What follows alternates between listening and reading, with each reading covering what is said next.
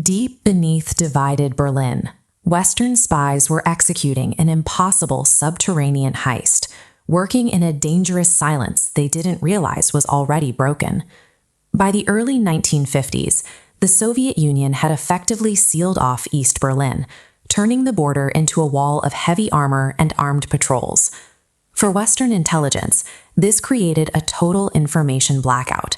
They were suddenly blind to Soviet military movements and the internal plans of the Eastern Bloc.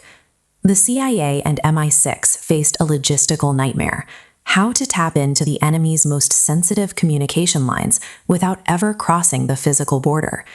With the surface blocked, the agencies were forced to wage their secret war in the only space left, hundreds of feet underground. This was the birth of Operation Gold, a joint American and British effort to dig a tunnel straight under the Iron Curtain. The objective was clear: intercept the underground Soviet telephone and telegraph cables that carried the Kremlin's most sensitive military traffic. Analysts identified the target at Schonefelder Chaussee. To reach it, they would have to tunnel nearly 1,500 feet into Soviet-controlled territory. The success of the multi-million-dollar project depended on one thing: total secrecy.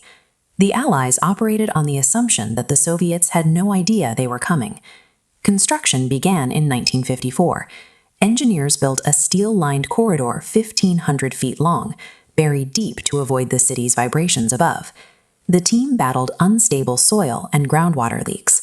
Every dirt bucket was removed in silence to prevent collapse or discovery.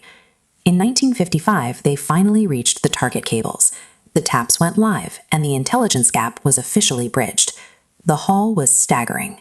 Analysts spent thousands of hours processing intercepted military orders, secret diplomatic cables, and high-level Soviet discussions.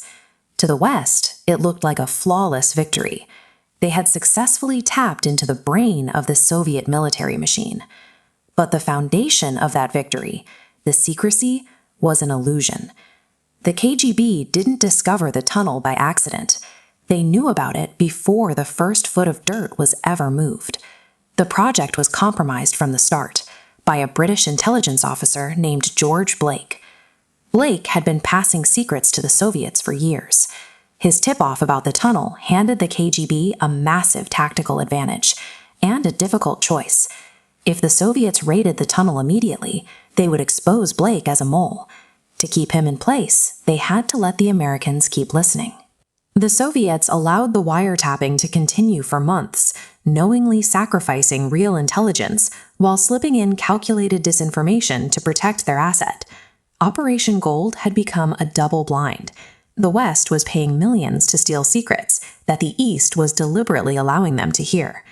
The game finally ended in 1956, when Soviet troops discovered the tunnel during a heavy rainstorm that supposedly damaged the cables. This raid was carefully staged. The Soviets invited the international press, using the tunnel as a propaganda tool to paint the West as aggressors. By orchestrating the accidental find, the Soviets shut down the leak and protected George Blake's identity for years to come. Even with the mole, Western historians argue the operation was a success. The sheer volume of data intercepted was too vast for the Soviets to fully fake, providing a clear window into their military capability. The Soviets, however, viewed the cost of those leaked secrets as a fair price for keeping their highest-level asset inside British intelligence. Today, parts of the tunnel are preserved in Berlin, a physical reminder of the hidden war fought beneath the city streets. Operation Gold shows that a mission can be a total compromise and a massive intelligence win at the same time. The final result depends entirely on which side of the tunnel you are standing on.